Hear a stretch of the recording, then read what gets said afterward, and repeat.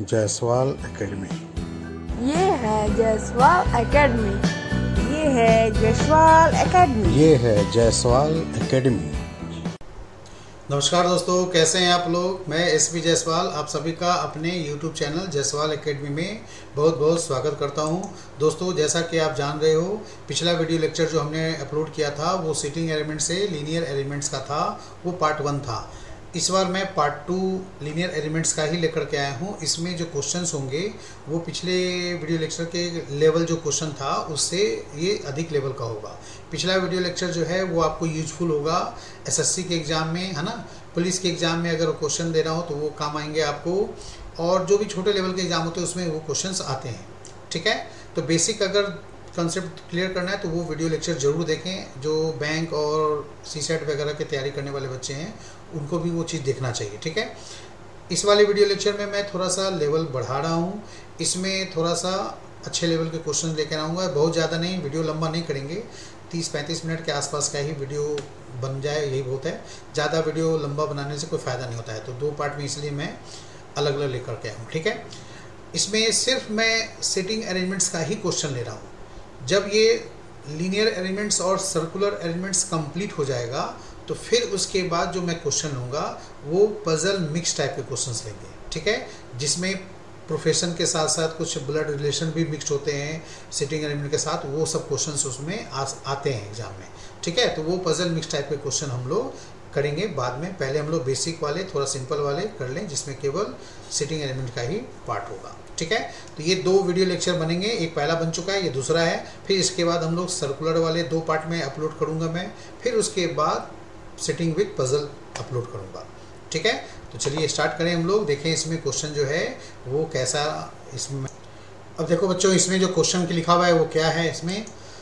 इसमें बोला है 8 persons A, B, C, D, E, F, G and H are seated in 2 rows facing one another। मतलब एक दूसरे के आमने सामने चेहरा करके बैठे हुए हैं। 4 persons are in each row। मैं हिंदी में भी साथ में पढ़ दूँ। 8 मित्र जो हैं A, B, C, D, E, F, G, H, ये 2 पंक्तियों में एक दूसरे के आमने सामने बैठे हैं। प्रत्येक पंक्ति में 4 व्यक्ति हैं। ठीक है जी, 4 व्यक्ति करके बैठे हुए हैं आमने सामने। अब आगे क्या लिखा है, A is between F and G and facing towards north। A F और G के बीच में है और उनका चेहरा जो है वो उत्तर की ओर है। अब सवाल ये उठता है कि A जो है F और G के बीच में तो है। ठीक है, तो मैं यहाँ 2 कंडीशन ले सकता हूँ कि अगर A यहाँ लूँ तो F इधर भी हो सकता है, ठीक है, और G इधर हो जाए, क्योंकि यहाँ पर क्वेश्चन में क्या बोला है कि A is between F and G, तो F एंड G इधर भी हो सकता है। दूसरा यहाँ पर ये भी हो सकता है कि A इधर हो और F इधर हो जाए और G इधर हो जाए, हो सकता है ना, ऐसा 2 कंडीशन हो सकते हैं। तो अब लेफ्ट राइट तो लिखा नहीं है, सीधे लिखा है कि A जो है वो F और G के बीच में है। तो अब इन दोनों में कौन सा सही होगा, तो हमें G और F के बारे में थोड़ा लाइन ढूंढना पड़ेगा। ठीक है, उसके राइट और लेफ्ट में कुछ लिखा होगा ताकि इससे पता चल जाए कि कौन सा यहाँ पर सही है। अब इनका फेस नॉर्थ है ना, तो हमारा लेफ्ट राइट के हिसाब से इनका भी लेफ्ट राइट होगा। ठीक है, तो आगे चलिए ढूंढते हैं क्या कहीं कुछ लिखा है F और G के बारे में। तो देखिए ये लाइन लिखा है, H is on the immediate right of G। H G के तुरंत राइट साइड में है। तो अब ये बताओ G के तुरंत राइट साइड में H यहाँ पर कैसे होगा, ये तो A आ गया ना, इसलिए ये कंडीशन हमारा खत्म हो जाएगा। अब यहाँ G के राइट साइड में H के लिए जगह बचा हुआ है, तो यहाँ पर ये H रहेगा। समझ में आ गया। और इनका फेस क्या है भाई, तो इनका फेस नॉर्थ है। ठीक है, बोला हुआ था कि ये नॉर्थ फेस यहाँ पर लिखा हुआ है, इसलिए नॉर्थ फेस इसमें होगा। अब चलिए सेकेंड लाइन पढ़े हम लोग। E sits immediate left of B and opposite to H। E जो है वो B के तुरंत बाईं ओर बैठा है और H के सामने बैठा है। तो H के सामने यहाँ पर कौन बैठेगा, तो E के लिए आएगा। क्यों, क्योंकि यहाँ पर एंड लिखा है ना। मैंने बोला था कि यहाँ पर अगर एंड है तो ये पहले वाले पर्सन के लिए लागू होगा, और ये अगर हु लिखा होता तो ये B के लिए एप्लीकेबल हो जाता, यानी H के सामने B हो जाता। तो यहाँ एंड लिखा है, ठीक है, तो E हो गया। अब E जो है वो B के इमीडिएट लेफ्ट में होगा, तो B को यहाँ बैठाएंगे। क्यों, क्योंकि यहाँ जो ऊपर वाले जो बैठेंगे 4 बंदे, उनका फेस क्या होगा, डाउनवर्ड हो जाएगा, साउथ फेस हो जाएगा।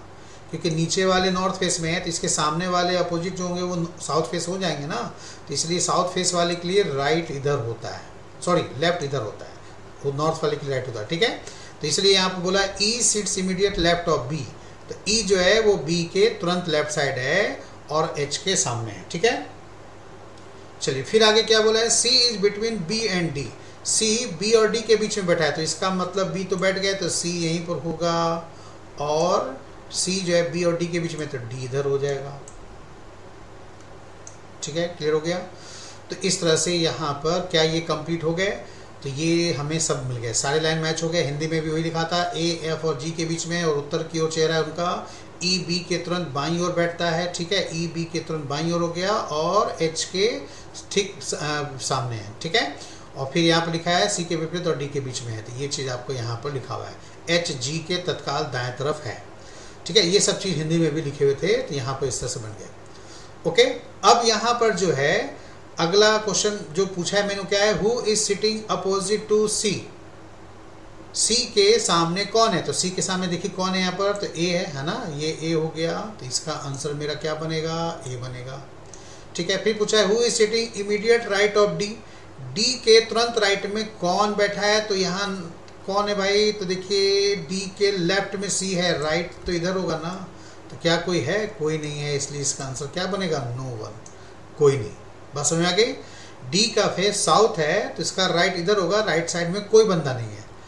अगर यहाँ पर लेफ्ट पूछा होता तब सी आंसर लेते। ठीक है, तो ध्यान से बनाइएगा, जल्दीबाजी में गलती नहीं करना है। ठीक है, फिर इसके बाद बोला है in which pair second person is to the immediate left of the first person. अब इस लाइन को ध्यान से पढ़िए, इसको ऑप्शन में बताना है, ऑप्शन के हिसाब से किस जोड़ी में दूसरा व्यक्ति पहले व्यक्ति के तत्काल बाईं ओर है। तो यहाँ पर ऑप्शन में एफ ए लिखा है, तो दूसरा व्यक्ति कौन है, ए है। तो जो आप क्वेश्चन को सेट करके बनाए हैं उसमें आपको देखना है कि जो दूसरा व्यक्ति है पहले व्यक्ति के बाईं ओर है, यानी दूसरा व्यक्ति इसमें ए है वो एफ के इमीडिएट लेफ्ट है। तो यहाँ पर देखिए ए दूसरा व्यक्ति है वो एफ के इमीडिएट राइट है, लेफ्ट नहीं, यानी एफ का नाम इधर होना चाहिए था जी के पास, तब ये सही होता। तो इसलिए पहला ऑप्शन यहाँ गलत हो गया। समझ में आ गया बात। जो यहाँ पर जोड़े पेयर का नाम दिया हुआ है उसमें आपको ये देखकर बताना है कि जो दूसरा बंदा ए है वो पहले बंदे के तुरंत बाईं ओर होना चाहिए अरेंजमेंट में, तो ये दूसरा बंदा पहले बंदे के दाईं ओर है, इसलिए गलत हुआ पहले से। ठीक है, दूसरा ऑप्शन आया ए और जी, तो दूसरा बंदा यहाँ पर कौन है, इसमें यहाँ पर सेकेंड पर्सन जो है जी है वो फर्स्ट पर्सन यानी ए के इमीडिएट लेफ्ट में होना चाहिए। तो क्या जी ए के इमीडिएट लेफ्ट में है, जी नहीं, यहाँ पर इमीडिएट राइट में है, इसलिए ये भी आंसर गलत हुआ। ठीक है, फिर थर्ड ऑप्शन है सी बी, तो सी और बी के हिसाब से देखिए जो दूसरा बंदा यहाँ पर है सेकेंड पर्सन बी, क्या वो सी के इमीडिएट लेफ्ट में है, तो बी जो है वो सी के इमीडिएट लेफ्ट में हो जाएगा, क्योंकि ये लोग साउथ फेस हैं, तो साउथ फेस में लेफ्ट इधर होता है, इसलिए बी जो है वो सी के इमीडिएट लेफ्ट में है। ये आंसर हमारा 100% करेक्ट हो गया। ठीक है, तो मैं सी डी भी चेक कर लूँ, सी डी में दूसरा बंदा कौन है, डी, वो सी के इमीडिएट लेफ्ट में होना चाहिए, है ना, तो यहाँ पर डी जो है वो सी के इमीडिएट राइट में है, इसलिए ये भी गलत होना ही होना है। ठीक है, आंसर तो कोई एक ही सही होगा। तो उम्मीद करता हूँ आप लोग को समझ में आ गया होगा। ठीक है, इस तरह से ये 2 रो में बना हुआ था, तो 4-4 बंदे थे, ये बहुत ही आसान क्वेश्चन था। ठीक है, इसके अगला जो क्वेश्चन है उसमें 10 बंदे हैं, 5-5 बंदे आमने सामने बैठे हैं, तो उस टाइप के क्वेश्चन को हम लोग कैसे सॉल्व करेंगे, चलिए हम लोग देखते हैं। अब देखो बच्चों, इसमें क्वेश्चन में क्या बोला है, ए बी सी डी और E are 5 men sitting in a line facing to south. 5 बंदे हैं, ए बी सी डी और ई, ये 5 बंदे आदमी जो हैं वो साउथ फेस की ओर चेहरा करके बैठे हैं। While M N O P और and Q R 5 ladies sitting in a second line parallel to the first line and are facing to north. ठीक उसके सामने समानांतर पे उत्तर दिशा की ओर मुंह करके 5 महिलाएं बैठी हैं, उनका नाम क्या है, एम एन ओ पी और क्यू। ये हिंदी में भी लिखा हुआ है, जबकि एम एन ओ पी और क्यू 5 देवियां पहली पंक्ति के समानांतर दूसरी पंक्ति में उत्तर की ओर मुंह करके बैठी हैं। राइट, अब इसके बाद अगला मेन पॉइंट कहाँ से स्टार्ट होता है, तो ये लिखा हुआ है B who is just next to the left of D is opposite to Q. B जो क्यू डी के तुरंत बाईं ओर है, क्यू के सामने बैठा है। अब कॉमा देख करके क्यू के सामने लिखा हुआ है इज अपोजिट टू क्यू, इसका मतलब ये डी के लिए लागू नहीं हुआ है, ये पहले बंदे के लिए लागू हुआ है। ठीक है, हमने बताया था कि एंड रहता है तो वो भी पहले बंदे के लिए होता है, हु रहता है तो दूसरे बंदे के लिए होता है, यानी हु जिसके पास लिखा होता है उसके लिए लागू होता है। अब यहाँ हु लिखा है बी के पास तो ये बी के लिए लागू हुआ। अब यहाँ पर डी के कॉमा दिया है, हु नहीं लिखा है, इसलिए ये क्यू अपोजिट डी के नहीं होगा, वो किसके लिए हो जाएगा, बी के लिए होगा, पहले बंदे के लिए ही होगा। ठीक है, यहाँ पर एंड दे भी सकते थे बट यहाँ पर नहीं दिया हुआ है, डायरेक्ट कॉमा करके दिया हुआ है। ठीक है, समझ में आ गया? ओके, अब इसके बाद सी और एन डायगोनली अपोजिट है। ये डायगोनली अपोजिट क्या होता है भाई? तो यहाँ पर तिरछे विपरीत होते हैं। ठीक है, तिरछे विपरीत मतलब एक कोने से दूसरे कोने, इस तरह से ऐसे ये क्रॉसिंग में जो तिरछा विपरीत होगा ना, एक किनारे से दूसरे किनारे, उसको बोला जाता है डायगोनली अपोजिट। ठीक है, E is opposite to O, E O के अब सामने है मतलब अपोजिट है, जो एम के तुरंत दाईं ओर है। ये ओ के लिए आया यहाँ पर हूँ। ठीक है, वो एम के तुरंत दाईं ओर है। फिर आगे लिखा है पी जो कि क्यू के तुरंत बाईं ओर है, डी के ठीक सामने है। फिर लास्ट लाइन लिखा है एम जो है वो लाइन के किसी किनारे पे है। तो अब तो ये समझ में आ गया कि ए बी सी डी का नाम ऊपर रहेगा साउथ फेस के हिसाब से और नीचे नॉर्थ फेस के हिसाब से M N O P Q का नाम रहेगा। तो हम लोग चाहेंगे तो इस तरह से लाइन ड्रॉ करके पहले रख सकते हैं। ठीक है, कि ये हमने 5 बंदे का लाइन ड्रॉ कर लिया, ये हो गया साउथ फेस के हिसाब से, और इसके ठीक नीचे जो है वो हमने कर लिया नॉर्थ फेस के हिसाब से। ठीक है, इनका जो है एरो ऊपर होगा, ये नॉर्थ फेस हो जाएगा। ठीक है, और जो ऊपर बैठेंगे उनका डायरेक्शन नीचे की ओर हो जाएगा, फेस नीचे की ओर, यानी साउथ फेस की ओर हो जाएगा, एरो दिखाएगा वो साउथ फेस का। ठीक है, अब यहाँ पर स्टार्ट कहाँ से करना चाहिए? तो देखो जो किनारे पे बैठे हैं ना उनके लिए आप स्टार्ट करो। तो एक लाइन आपने पढ़ा था अभी, C and N are diagonally opposite. तो या तो देखिए सी और एन ऐसे होंगे, एम एन ओ पी तो नाम नीचे होगा, तो एन का नाम नीचे ही होना है। अब सी ए बी सी डी का नाम ऊपर होना है, तो सी और एन या तो इधर हो जाएंगे, या तो सी इधर होगा तो एन इधर हो जाएगा। ठीक है, तो ये किनारे किनारे यही दोनों में से होना है।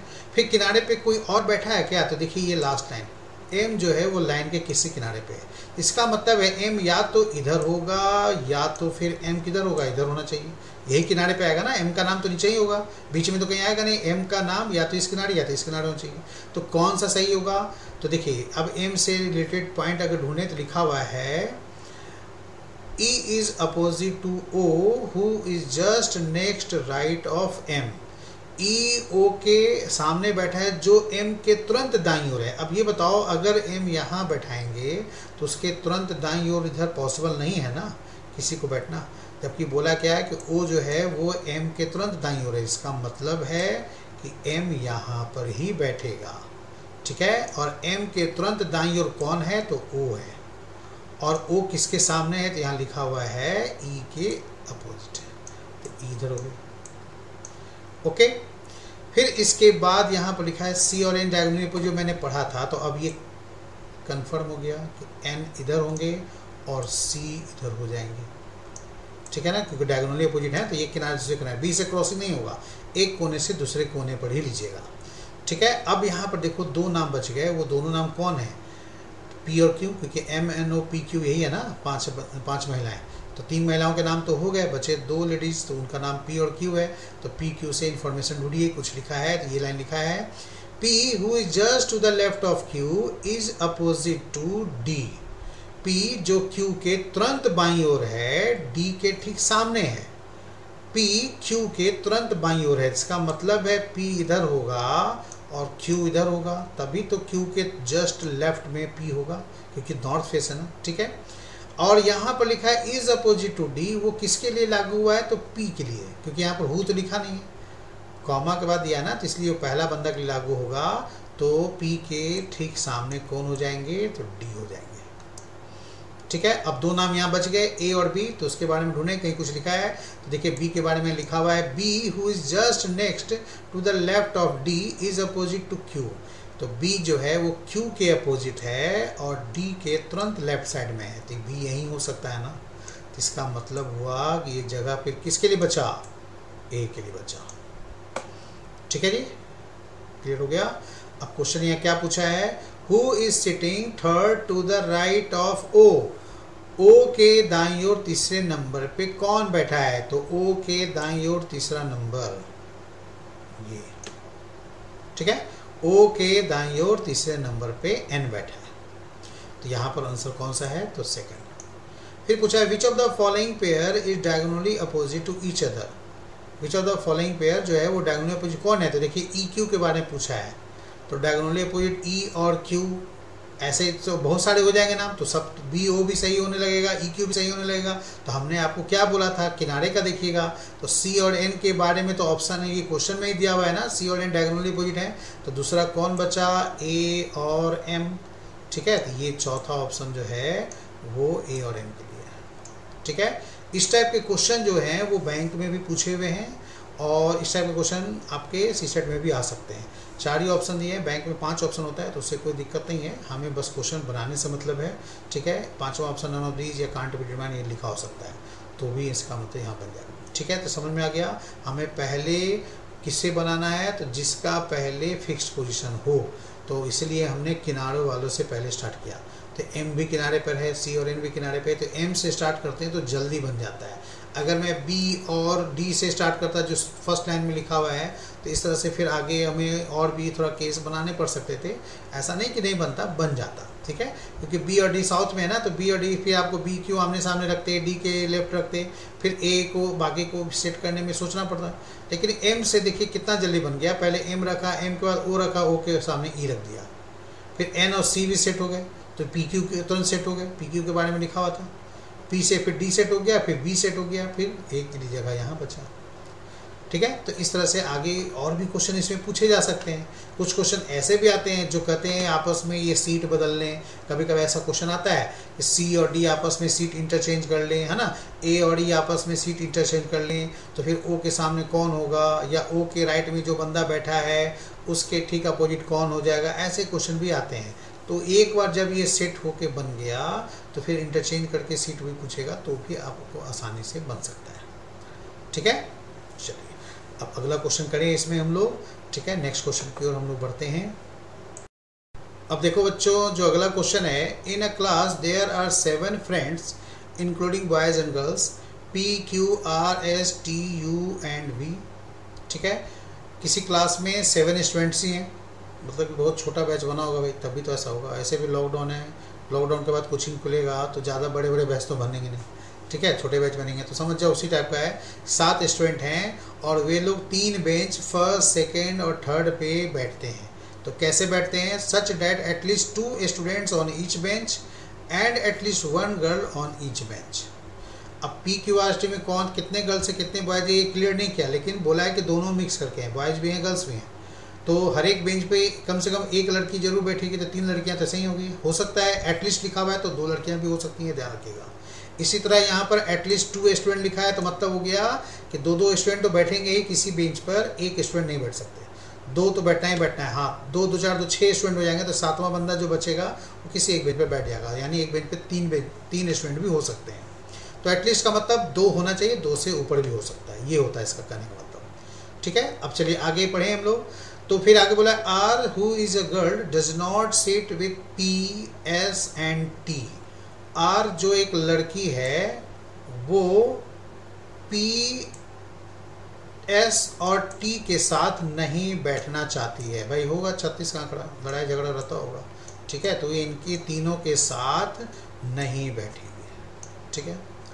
फिर आगे लिखा है यू द बॉय, यू एक लड़का है जो केवल क्यू के साथ बैठता है, मतलब इन दोनों के अलावा तीसरा कोई नहीं बैठ सकता, ये कन्फर्म है यहाँ पर बोला है, ठीक है। फिर बोला है P seats on the bench first with his best friend. P अपने प्रिय मित्रों के साथ फर्स्ट बेंच पर बैठा है। और फिर लिखा है V sits on the bench third, V third bench पे है। और T is the brother of R, T R का भाई है। ये ब्रदर क्यों लिखा है, तो मेल फीमेल जानने के लिए कि कितने मेल है, आगे क्वेश्चन पूछा भी होगा, ठीक है, पूछ देता है कभी कभी कि कितने मेल है फीमेल है, तो इसलिए यहाँ पर ब्रदर लिख दिया टी, तो वो क्या हो गया, मेल हो गया, ठीक है। अब स्टार्ट कैसे करें, ठीक है। तो देखिए पहले आप फर्स्ट 3 बेंच है तो आप तीनों बेंच का नाम लिख लीजिए, ठीक है, फर्स्ट, सेकेंड और थर्ड, ठीक है। इस तरह से 3 बेंच का नाम लिख लिया हमने। अब इसमें जिसका कन्फर्म दिया हुआ है ना, पहले आप उसको बैठाओ। आप देखो किसका किसका कन्फर्म दिया है। तो यहाँ पर P फर्स्ट बेंच पे बैठा है भाई, तो ठीक है, तो P का कन्फर्म हो गया कि फर्स्ट बेंच पे होंगे। अपने बेस्ट फ्रेंड के साथ, तो फ्रेंड का नाम क्या है बाद में हम लोग ढूंढ लेंगे। थर्ड बेंच पे किसका नाम लिखा है, तो ये देखो वी का नाम है थर्ड बेंच पे, ठीक है। तो यहाँ पर वी का नाम थर्ड बेंच पे आ जाएगा, ठीक है। अब बाकी लोग कैसे सेट करेंगे, तो क्या करें, तो ये पॉइंट देखिए, इसके बाद आप ये वाला पॉइंट लीजिए। यू जो लड़का है केवल क्यू के साथ बैठता है, ये सेकेंड बेंच पे ही पॉसिबल है। क्यों, फर्स्ट पे तो पी आ गया, ठीक है, और सेकेंड पे थर्ड पे वी हो गया, इसलिए यू केवल क्यू के साथ बैठता है। कौन से बेंच पे बैठता है ये लिखा हुआ नहीं था, इसीलिए हम लोगों ने इसको बाद में लिया। पहले पी और वी को सेट कर लिया, तो इससे अब कंफर्म हो गया कि सेकेंड बेंच पे ही यू और क्यू साथ बैठेंगे और कहीं नहीं। अब इन दोनों के अलावा कोई और नहीं हो सकता, क्योंकि यहाँ पर ओनली लिखा हुआ है इसलिए, ठीक है। बात समझ में आ गई। अब इसके बाद देखिए जो ये लाइन था पहला, आर लड़की है पी और एस और टी के साथ नहीं बैठती है, ठीक है। तो आर पी के साथ नहीं बैठती है, इसका मतलब पी फर्स्ट बेंच पे बैठा है, तो यहाँ पर आर नहीं बैठेगी। सेकेंड बेंच पे भी नहीं बैठ सकती क्योंकि यू और क्यू है वहाँ पर, तो बचा कौन, आर के लिए क्या बचा, तो थर्ड बेंच पे ही बचा आर के लिए, ठीक है। अब आर जब थर्ड बेंच पे बैठ गई तो एस और टी थर्ड बेंच पे नहीं बैठ सकते क्योंकि आर उनके साथ तो बैठती नहीं है। तो एस और टी जाएंगे कहाँ पे, तो सेकेंड पे भी नहीं हो सकते क्योंकि इन दोनों के अलावा कोई और नहीं हो सकते। तो फिर अब बचा कौन, तो फर्स्ट ही बेंच बचा ना, तो एस और टी जो है वो फर्स्ट बेंच पे बैठ जाएंगे। हो गए कि नहीं, तो देखो फर्स्ट बेंच पे 3 स्टूडेंट हो गए, बाकी 2 टोटल 7 स्टूडेंट सेट कर गए, ठीक है। तो यहाँ पर जो सेकंड क्वेश्चन पूछा है कि on which man there are 3 student, तो ये हो गया हमारा पहला आंसर। अब फर्स्ट क्वेश्चन था कि how many girls are there, in 7 student के बीच में कितनी लड़कियां हैं। तो अब हमें जेंडर देखना है, तो देखिए आर के बारे में लिखा था वो फीमेल है, ठीक है। तो मैं माइनस यहाँ पर निशान लगाता हूँ कि वो माइनस का साइन होगा, ठीक है। इसमें ये भी लिखा था कम से कम एक लड़की तो बेंच पे होगी ही होगी, तो इसलिए यू क्यू के साथ बैठा है, तो यू द बॉय लिखा हुआ है, इसका मतलब है कि यू प्लस का साइन लगाता हूँ, प्लस का मतलब हो गया यू मेल हो गया, तो क्यू क्या हो जाएगी, फीमेल हो जाएगी, क्योंकि यू लड़का है वो केवल क्यू के साथ बैठता है, तो एक लड़की तो कम से कम बेंच पे होगी ना, तो इसलिए यहाँ पर लिखा है, ठीक है। लास्ट में लिखा था टी जो है आर का भाई है, तो टी भी मेल हो गया, ठीक है। तो जिसके बारे में जेंडर कंफर्म था वो सब हमने लिख दिया।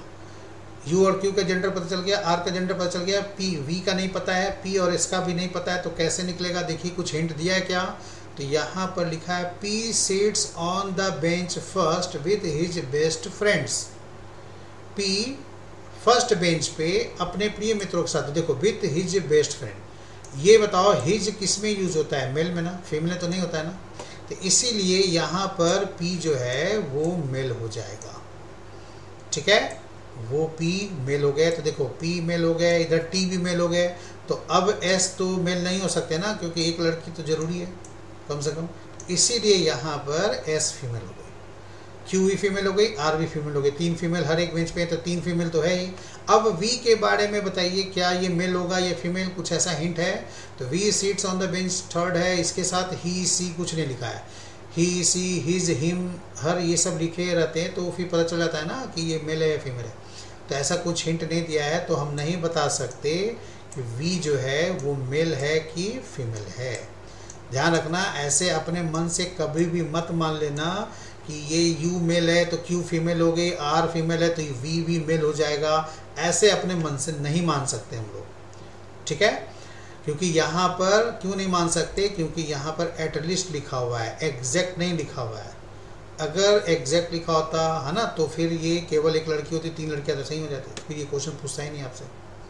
तो इसीलिए वी के जेंडर नहीं पता होने के कारण हम लोग नहीं बोल सकते कि 3 लड़कियाँ तो हैं ही, चौथी लड़कियाँ भी हो सकती हैं, 5 भी नहीं होंगी, ये कन्फर्म है। तो इसलिए आंसर यहाँ पर आपको 3 और 4 में से लेना चाहिए, ठीक है। देखिए डाटा इनइक्वेट भी लिखा हुआ है, तो डाटा इनइक्वेट नहीं लेंगे, क्यों, क्योंकि हमें पता है या तो 3 या तो 4 होंगी, 5 लड़कियाँ भी होने की संभावना हो जाती, मान ली ऊपर जेंडर नहीं पता चलता तो 5वीं लड़कियाँ भी हो सकती थी, तो वैसे केस में फिर आंसर डाटा इनइक्वेट लेते। लेकिन जब डाटा इनइक्वेट हो, कांट बी डिटरमाइन हो, लेकिन ये भी ऑप्शन हो, तो इस ऑप्शन का प्रेफरेंस दिया जाएगा, क्योंकि इन दोनों के अलावा कोई और यहाँ पर चांस नहीं है किसी का, ठीक है।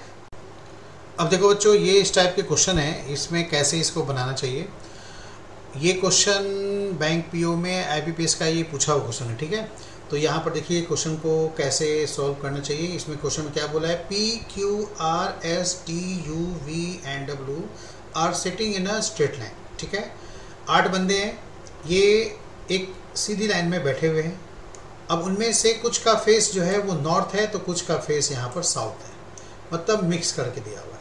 एक लाइन में ही बैठे हुए हैं, उनमें से कुछ का फेस साउथ है और कुछ का यहाँ पर नॉर्थ है। ठीक है, तो अब यहाँ पर कैसे स्टार्ट करेंगे, तो पहला लाइन लिखा है P seat third to the left of R and फिर आगे लिखा है S is not an immediate neighbour of R who is third to the right of P। तो देखो यहाँ पर मैं आपको यही सजेशन दूंगा कि स्टार्टिंग में आप 2 केस बना करके चलिए। ठीक है, देखिए यहाँ पर मैं 1 लाइन ड्रॉ कर लेता हूँ, 1 2 3 4 5 6 7 8। ठीक है, फिर इसके नीचे भी मैं यहाँ पर साथ में ये अलग केस में बनाऊंगा। ठीक है, चौथा, 5वां, 6ठा, 7वां, मतलब 8 आदमी है ना, इसलिए मैंने 8 लाइन ड्रॉ कर दिया है। अब क्यों किया मैं अभी देखिए यहाँ पर समझा दूँ। सबसे पहले यहाँ पर पहला लाइन पढ़ लिया मैंने। ठीक है भाई, दूसरा लाइन क्या बोला, W faces north and R seats at one of the extremity. देखिए W का फेस नॉर्थ है और R किसी किनारे पे है। अब कौन से किनारे पे हमें तो नहीं मालूम ना, तो इसीलिए हमने यहाँ पर 2 केस लिया है। ठीक है, पहला केस अगर मैं यहाँ पर R लेता हूँ, इस किनारे पे भी ले सकता हूँ मैं R को, और दूसरा इस किनारे पे भी R को ले सकता हूँ। ठीक है, ओके। अब चलिए, अब R से संबंधित पॉइंट ढूंढेंगे तो पहले पॉइंट में ही लिखा हुआ था। ठीक है, कि P seat third to the left of R, P R के बाएं तीसरे स्थान पे। तो देखिए अगर R यहाँ बैठेगा तो इधर तो दाएं पे आना पड़ेगा। वो कब, जब इसका फेस नॉर्थ होगा तब। लेकिन यहाँ पर बोला क्या है कि ये कुछ का फेस नॉर्थ है, कुछ का फेस साउथ है, तो R का फेस तो नहीं मालूम ना, नॉर्थ भी हो सकता है, साउथ भी हो सकता है। तो इसलिए अगर R यहाँ बैठेगा तो उसका फेस जो है वो हमें क्या लेना पड़ेगा, डाउनवर्ड यानी साउथ लेना पड़ेगा, ताकि उसका लेफ्ट इधर हो जाए। तो P जो है वो R के लेफ्ट में 3rd नंबर पे है, तो इसलिए 3rd नंबर पे P यहाँ पर आ जाएंगे। बात समझ में आ गई। यहाँ पर अगर R रखेंगे तो डाउनवर्ड लेना पड़ेगा, मतलब साउथ लेना पड़ेगा, ताकि उसके लेफ्ट में P 3rd नंबर पे हो जाए।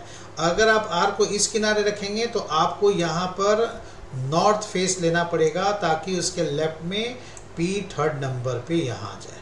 तो इसीलिए मैंने साथ लिया है, एक में साउथ एक में नॉर्थ केस मान लिया है, क्योंकि हमें नहीं मालूम ना कि इसका एक्चुअल में है कहाँ। अगर मैं R को यहाँ रखूँगा तो ये तो वही कंडीशन हो जाएगा, R इधर रखेंगे इधर रखेंगे तो ये बात तो वही होगी, दोनों कंडीशन में उल्टा पुल्टा कर लिया। ठीक है, उससे कोई दिक्कत नहीं है।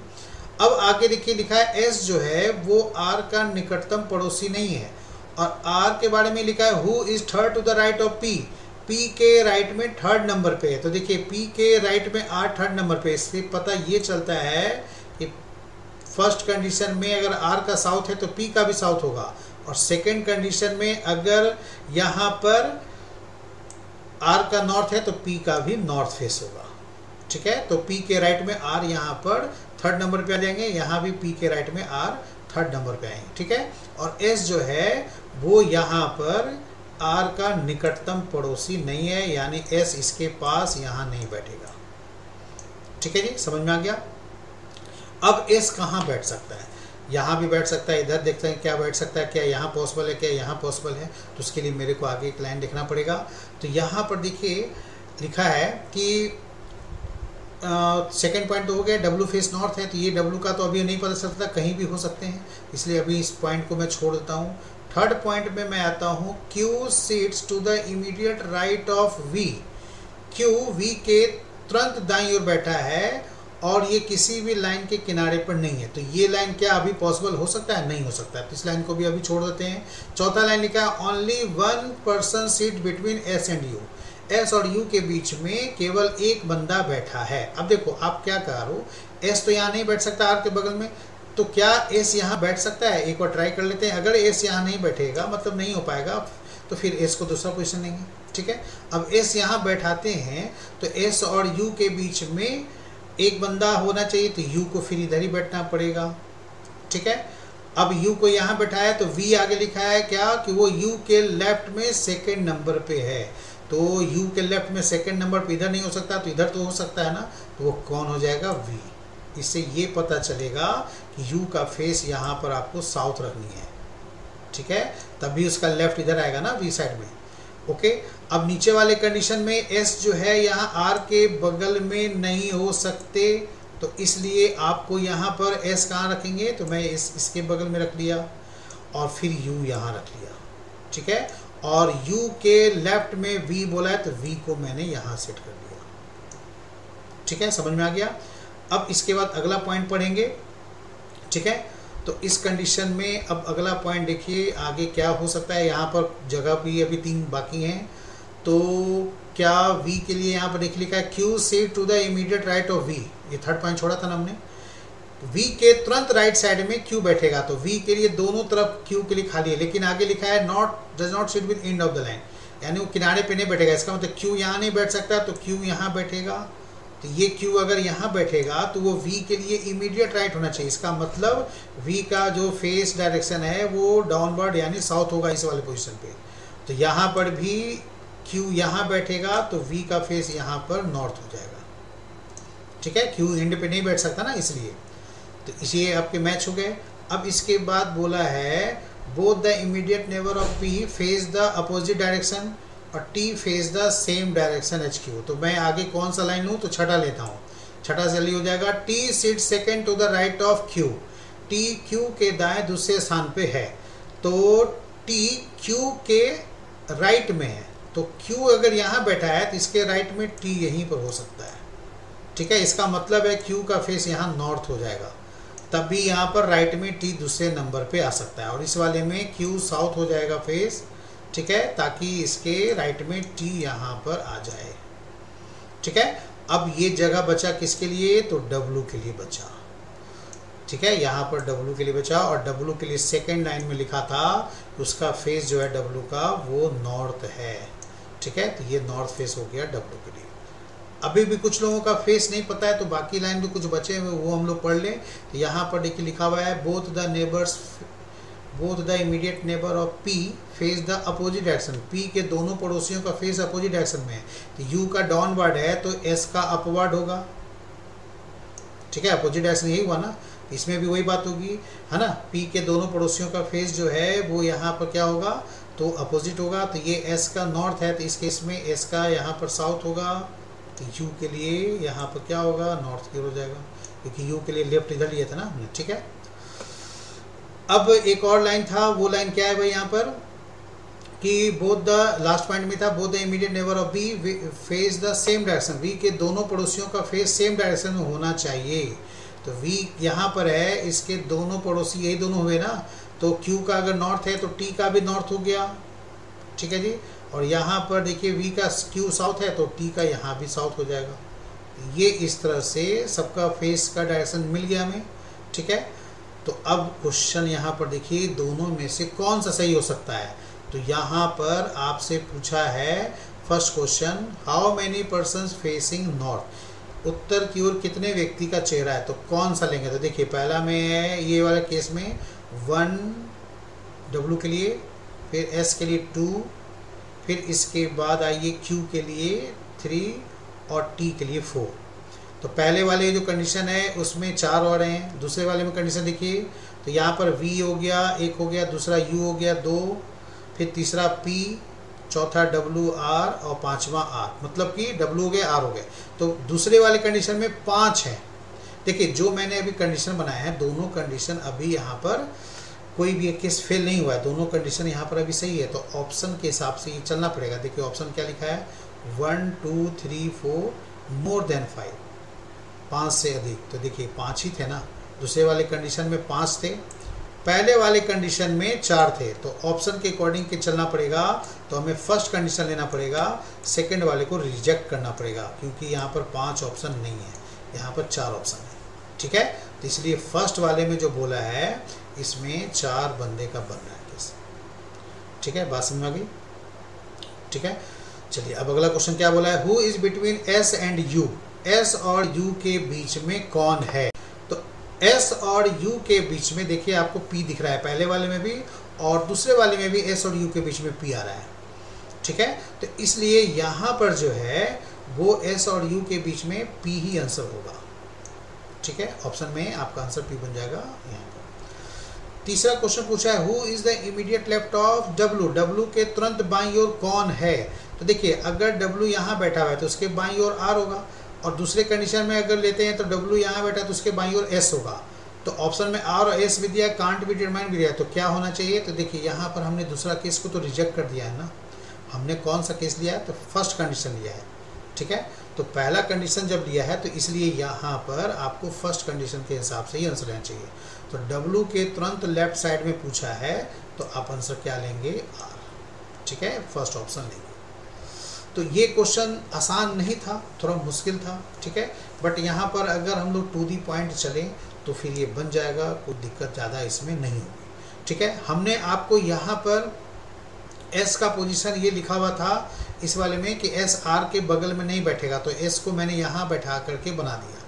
अब आपके मन में ये उठ रहा होगा कि मैं एस को यहाँ ना बैठा करके पी के बगल में बैठा दूँ, या इधर जो जगह खाली बचे हुए थे उस वहाँ बैठाते तो क्या होता। तो उसके लिए मैं आपको फिर से देखिए मैं अलग से फ्रेश यहाँ बता देता हूँ उसमें क्या दिक्कत आती। तो मैंने दूसरा जो सेट है वो छोड़ दिया, ठीक है, क्योंकि पहला सेट ही के हिसाब से ही आंसर बना है। तो मैं पहले सेट के हिसाब से मैं एक बार फिर से आपको बता देता हूँ, ठीक है। देखिए सबसे पहले हमने यहाँ पर जो था आर को एक्सट्रीम एंड पे रखना था, तो मैंने यहाँ पर आर को इधर रखा था, ठीक है, और आर से हमने पी को यहाँ सेट किया था। दूसरे वाले में आर यहाँ रखा थे तो आर के हिसाब से ऑप्शन नहीं मैच किया था, इसलिए वो कंडीशन भूल जाइए। अब इस आर को मैंने यहाँ रखा और पी को यहाँ रखा है।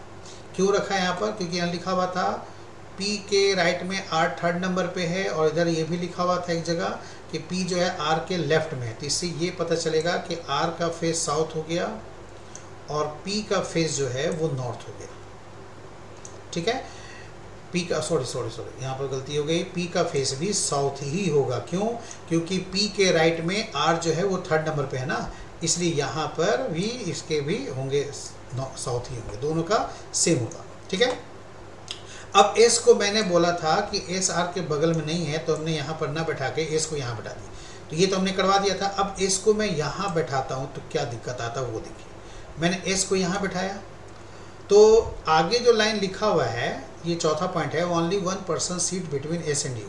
तो एस और यू के बीच में एक बंदे हैं, तो एस यहाँ है तो यू इधर भी हो सकता है और या तो यू इधर भी हो सकता है, ठीक है। अब देखिए यहाँ पर यू रखने पर क्या होगा, तो ये लाइन जो लिखा हुआ था V seat second to the left of U, U के लेफ्ट में वी सेकंड नंबर पे। तो अगर यू यहाँ हो जाए, इसका नॉर्थ होगा तो सेकंड में वी नहीं सेट कर सकते, साउथ हो जाए तो यहाँ भी वी सेट नहीं कर सकते। इसी तरह अगर यू यहाँ बैठेंगे तो एस यहाँ पर है, सेकंड लेफ्ट वी नहीं सेट होगा और इधर तो जगह बनेगा ही नहीं, इसलिए एस का पोजीशन यहाँ पर भी नहीं हो पाएगा, ठीक है। एस को क्या यहाँ बैठा सकते थे, तो यहाँ भी नहीं होता। क्यों, क्योंकि एस आप यहाँ लेते तो यू तो इधर होता नहीं, क्योंकि यहाँ पर यू पी है, तो फिर यू के लिए जगह मेरा क्या होता है, यहीं होता, ठीक है। यू यहाँ नहीं होता, यू खत्म हो जाएगा ना यहाँ पर, ये भी एस गलत हो गया, तो एस यहाँ बैठाएंगे तो यू को यहीं बैठाना पड़ेगा क्योंकि इसके बीच में एक बंदे हैं। अब वी जो है यू के लेफ्ट में देखो यहाँ पर नहीं सेट होगा क्योंकि यहाँ पर एस है, इसलिए एस का पोजीशन यहाँ भी नहीं होता, ठीक है। तो एक यही पोजीशन था जिसमें एस का पोजीशन सेट हो रहा था, जो मैंने यहाँ पर आपको करके दिखाया, ठीक है। बाकी सब जगह गलत हो जाएंगे। आप जो बचा हुआ दो जगह है उसमें भी आप करके देखिएगा। एस को अगर मैं लास्ट में बैठाता हूँ तो यू को मेरे को इधर बैठाना पड़ेगा, तो फिर यू से वी दूसरे नंबर पे ना तो इधर सेट होगा ना तो इधर सेट होगा, इसलिए इस पोजीशन पे भी एस नहीं होगा। यहाँ पर भी एस बैठा के आप देख लेना, ठीक है। एस बैठाओगे तो यू तो बैठ जाएगा, फिर इसके आगे जो कंडीशन फुलफिल नहीं हो पाएंगे, ठीक है। तो इसलिए एस का पोजीशन जो है वो यही एक बचता है। तो एस यहाँ हो जाता तो यू यहाँ हो जाता, फिर यू से वी इधर हो जाता। अब वी से क्यू, इधर क्यू किनारे पे नहीं होगा तो क्यू यहाँ सेट हो जाता। देखिए सब सेट हो रहा है ना। और ये राइट लेफ्ट हमने बता दिया है, आप एक बार फिर से वीडियो को पीछे करके एक बार सुन लीजिए, पूरा डिटेल यहाँ बनाने की ज़रूरत नहीं है मेरे को, ठीक है। तो इसलिए यहाँ पर वी क्यू के लिए एंड मना किया, तो इसलिए क्यू लास्ट में भी नहीं होता। अब यहाँ पर कौन बैठता है, तो भाई यहाँ पर एक टी लिखा हुआ था, टी के बारे में एक पॉइंट था यहाँ पर जिससे पता चल जाता कि टी क्यू के राइट में सेकंड नंबर पे है, तो क्यू के राइट में इधर ना हो करके टी यहीं होते और फिर डब्ल्यू यहाँ हो जाता।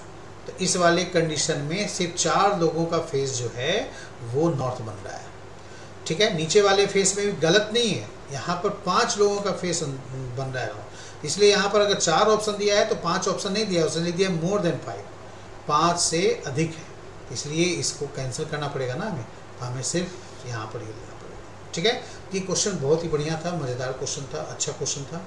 हाँ, एग्जाम में कुछ बच्चे फंस जाते हैं अगर ऑप्शन पे ना ध्यान देते, तो ऑप्शन के अकॉर्डिंग यहाँ पर लेके चलना पड़ता है।